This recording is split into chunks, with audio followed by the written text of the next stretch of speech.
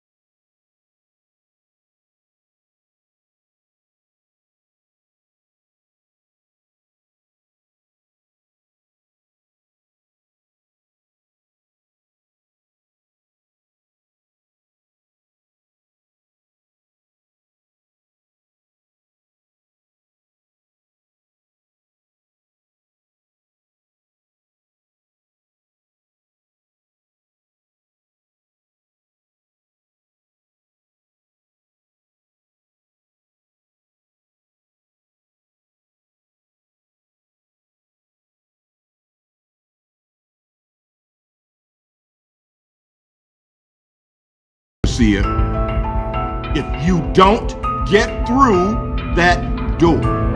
原本大山已经相信了艾丽的话，打算接受治疗，然而此时他却被伊莱说服了，心急的立马跑去冲撞房门，没过一会儿门就被撞开了。大山赶紧逃离了病院。另一边，凯文假扮成护工，推着坐在轮椅上的伊莱也离开了病院。来到病院的艾丽察觉大事不妙，发现大山、凯文、伊莱3人都失踪了。他拿起电话便准备报警，但此时已为时已晚。野兽人格的凯文先是把一辆赶到现场的警车掀翻在地，随后又袭击了附近的2名警察。紧接着，大山穿着他的雨衣战袍出现，随即凯文、大山2人开始激烈的打斗。此时，一群特警赶到现场，但他们拿大山、凯文2人没有任何办法。凯文突然转向跑去攻击特警，大山赶紧将其中几名特警关进了集装箱，以防他们受伤。此时一旁的伊莱提醒凯文，旁边有个大水箱，大山最怕的东西就是水。正当凯文准备冲向水箱时，大山的儿子赶到了现场，并对凯文大声喊道：当年的火车事故里，其中一个遇难者就是凯文的父亲，所以凯文父亲的死亡并